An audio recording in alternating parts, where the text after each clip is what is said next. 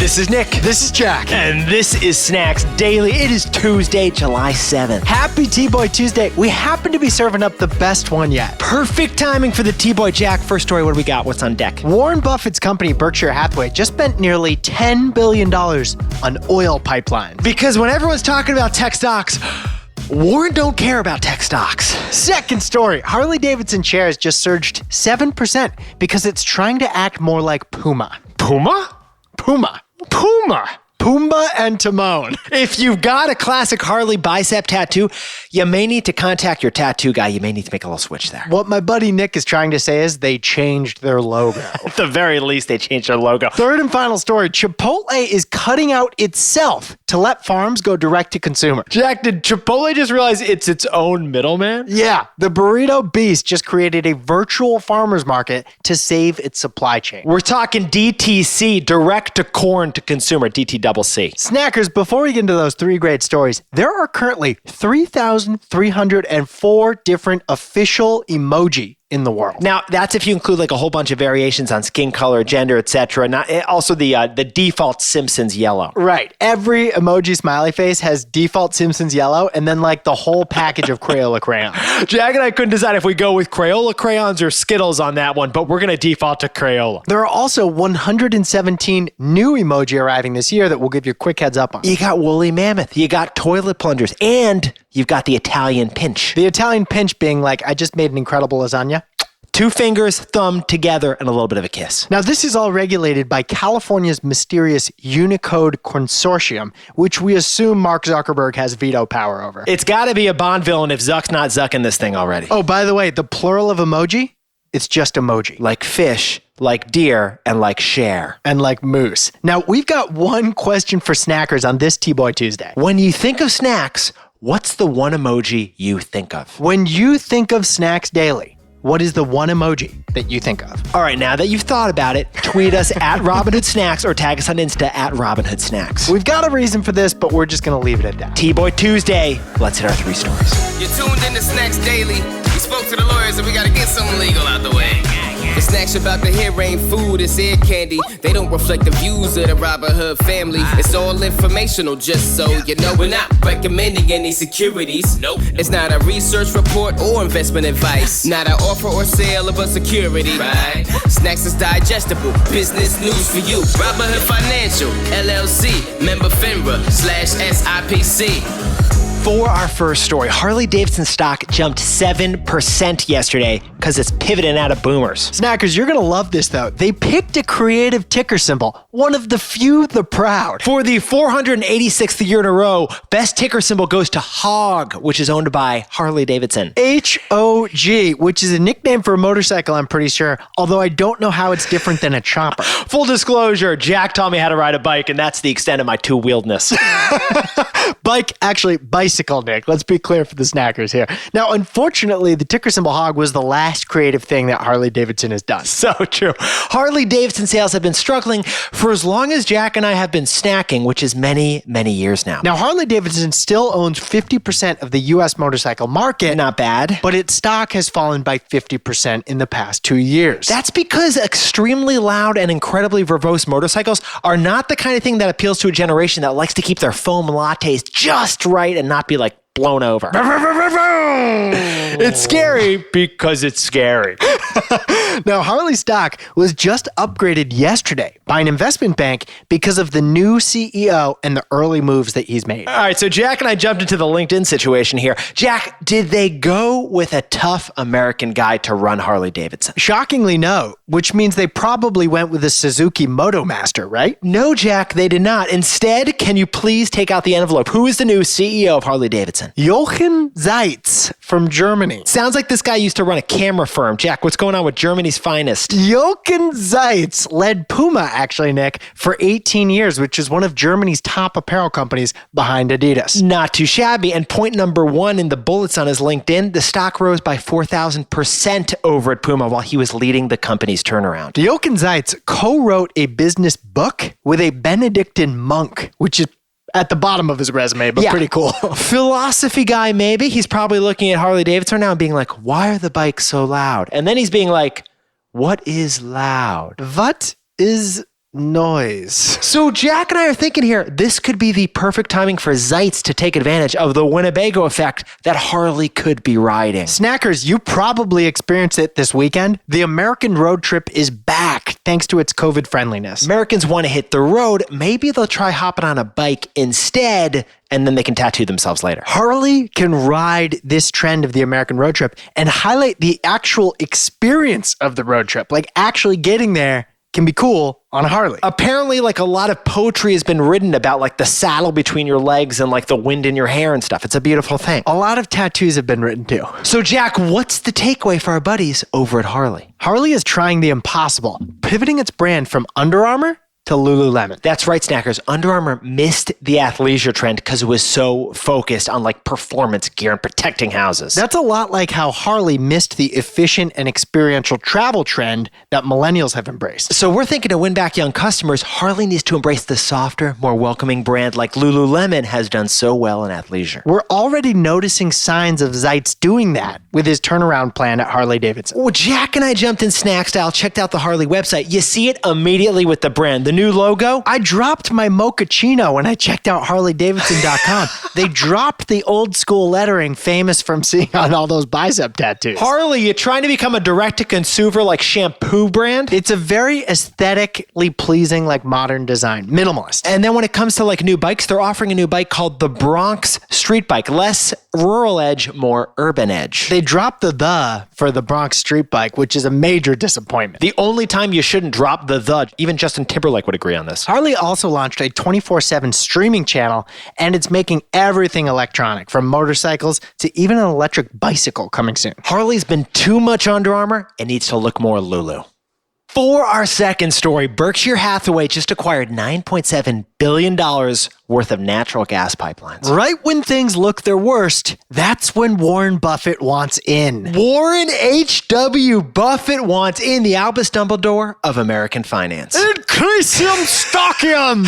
Warren's actually got a scar on his forehead from this one time Apple almost cut their dividend, Jack. Nick, whenever Warren Buffett speaks, we all feel a little bit more at ease. You just have to look at the guy and you feel better about whatever it is you're doing right now. The 89-year-old man, Warren Buffett, has a company called Berkshire Hathaway, and it's slurping up an energy drink right now called Dominion Energy. That's right, Dominion Energy, ticker symbol just D. They got the alphabet, you got to own just the letter, they got D. Impressive, Jack. Dunkin' Donuts was not happy about that. Now, this company is doing the old-fashioned midstream energy. They are not drilling and they are not extracting oil and gases from planet Earth. They're also not selling those oil and gases to you, the consumer. They're right in the middle of the curve. Dominion is in the juicy, meaty part of the curve. They are midstream, moving natural gas around the country to plants and utilities through pipelines. And they're doing that through not just any pipelines. We're talking 7,700 miles of natural gas pipelines and 900 billion cubic feet of gas storage. Is that a lot? We have no idea. Billion with a B. And is that a lot, Nick? I think a Los Angeles to New York City drive is 3,000 miles. So this can do that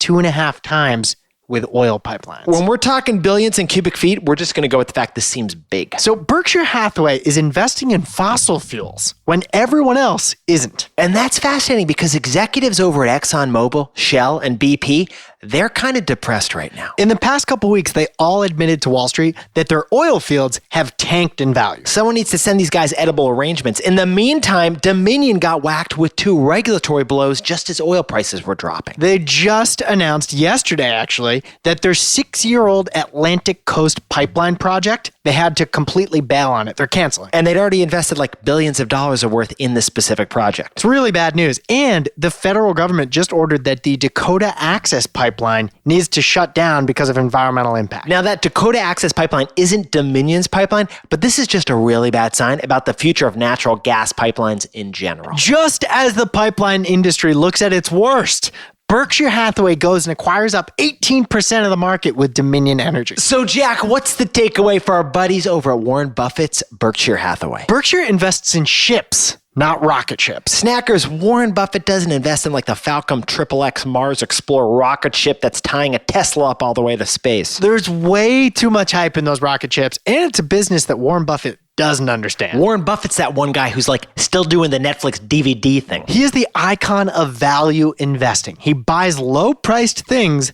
that he believes will climb in value because they're undervalued. And with so much negative buzz around oil pipelines, Warren Buffett's thinking their stocks are too low right now. He's actually following his own advice right now. Classic. Be fearful when others are greedy, and greedy when others are fearful. Others in natural gas are fearful right now, so Warren's being greedy, aka classic Warren Buffett. For our third and final story, this one's wild. Chipotle is whipping up virtual farmers markets. Think e-commerce, but from your like local corn guy in the field you drive by every day. Steve. He's the best. Now, snackers, Jack and I don't do a lot of life lessons. You want to be a PFWTM, person familiar with the matter. But we also got to make this very clear point that we've learned from Chipotle. Guac is extra, and it's always extra. It is always extra in life. Chipotle's virtual farmers market is digitizing the farmers market concept. That's right. They've whipped this up over at Chipotle, and they're kicking off this partnership with 4 suppliers who've been working with Chipotle for over a decade for the food you eat. Now, it's farmersmarket.chipotle.com, and you'd expect to see like mushrooms and strawberries and asparagus. Yeah. Because that's like, farmers market go-tos. Classic. How old is this asparagus? Oh, it was picked this morning. That's delightful. I'll pay $50 for it. But Chipotle, right off the bat, is highlighting Neiman Ranch. Yeah, where they breed their pork like their family. The pigs like live with the family. I don't know, maybe we assume that. Until they kill them. Right. And then you got Petaluma Creamery, where the cows are so humanely raised, they actually milk themselves, Jack. It's a really nice thing. So they got Neiman Ranch pork, Petula Creamery cheese, and then they got some rice and some cilantro. But they're showing off the ingredients that fill up your Chipotle burritos. So Jack and I jumped in snack style to this new product launch, and we noticed something really interesting. Each farm is getting its own separate, luxurious, brand new e-commerce website. The websites look really nice. They show off the farms. They show a lot of nice pictures to show the fields and the sunsets. And there's only one reference to Chipotle. The focus is completely on like the food products that are being sold. Yeah, you go to Neiman Ranch's pork, and what you're staring at is like the apple cinnamon bacon from Neiman Ranch. You're not looking at like a whole ad from Chipotle, interestingly. And then you can buy up the ingredients from the farm to recreate your own Chipotle burrito bowl DIY style at home. DIY, because you're always complaining that someone wrapped your burrito incorrectly. Well, why don't you do it yourself? Now, behind the scenes, Chipotle is the corporation financing this whole operation, and they're partnering up with Shopify. That's right. They set up an e-commerce shop for each of the farmers through Shopify, and then they're going to actually pay the Shopify fees for the next 2 years on behalf of the farmers. Chipotle is like your generous grandpa who agrees to pay for your greens fees and even a cart if you just go and show up and play. He just wants to spend some time with you. He'll even buy you a driver. No big deal. Now, it's a nice little deal because a lot of the farms that supply Chipotle, they're struggling because of the restaurant lockdown associated COVID-19. You've got, Petaluma Creamery's probably been like dumping away Gouda cheese for the last 2 months because no restaurants are buying the stuff. So with a virtual farmers market put together by Chipotle, maybe they can boost sales, maybe they can bring in more money and waste less cheese. And if you're Chipotle, you get a nice little PR press release out of this thing. Because you're being a friend to your farmers, but it's really more than that Chipotle is getting. Perfect segue, Jack. So what's the takeaway for our buddies over at Chipotle? What Chipotle really wants is supply chain insurance. Snackers, Chipotle's competitive advantage is really its ability to scale sustainable ingredients. Why do people go to fast casual instead of fast food? They pay a little bit more because of the fresh ingredients. Sweet Green, Panera, Shake Shack, they're all growing, but Chipotle is the one that's leading this fast casual initiative. Chipotle's strength is its reliable supply chain for consistent, fresh produce. But when that supply chain is not working, Chipotle suffers, and we've seen that in the past. In 2015, after their biggest food illness scare, they had to cancel carnitas from the menu and make you order the other stuff. Now they're warning that the average price of burritos is going to go up because of tariffs on Mexico. Chipotle lives and dies by its very particular, very carefully selected supply chain of farmers. And this new move helps their farm suppliers survive COVID. Kind of like a landlord discounting your rent until COVID's over. Jack, can you whip up the takeaways for us over there? Harley-Davidson is making valiant moves to modernize its brand. Less Under Armour, More Lululemon. Berkshire Hathaway is buying fossil fuels, $9.7 billion of it. Because Warren Buffett invests in ships, not rocket ships. Chipotle is trying to boost sales for its farm supply chain. Its virtual farmers market is like a supply chain insurance policy. Not too shabby. And the guac is always extra. Now, time for our snack fact. This one's sent in by Vaibhav in New Delhi, India. Nick, you know I'm a Vermonter. I know a thing or two about IPAs. Jack, I know well. I've heard when you cut a Vermonter open, heady topper actually comes out. We actually had Sip of Sunshine at our wedding, which is an IPA with an alcohol by volume of 8%. IPAs are known for high alcohol levels. It was a special day. We should point that out. Now, India Pale Ale IPA comes from when Britain was colonizing India. And so they were like pumping in a lot of hops to the beer so it could travel all the way overseas from England to India. That's right. It's not called IPA because of an ingredient in India that was used or the brewing process that occurs in India. No. These were brewed in the UK, but being sent to India. So they loaded up with hops so it wouldn't spoil on the trip. That also made the beer incredibly alcoholic and incredibly more bitter. So 200 years ago, an IPA was just like extra preservative hoppy beer. Now it's what every hipster insists on drinking and they won't drink anything else. Crazy story about the history of the IPA. Now, before we go, happy 10-year wedding anniversary to Mark and Melanie Rummel of Fort Roth, Texas. Jax is only 5 months old, already listening to snacks, already a snacker. And happy birthday to Julia Osterary, who listens with her mom in Australia. Snackers, fantastic to have you with us today. Remember, we all want to grow snacks, so tell your friends HYHYSD. Also, tweet us the one emoji you think of when it comes to snacks at Robin Hood Snacks. If you know, you know.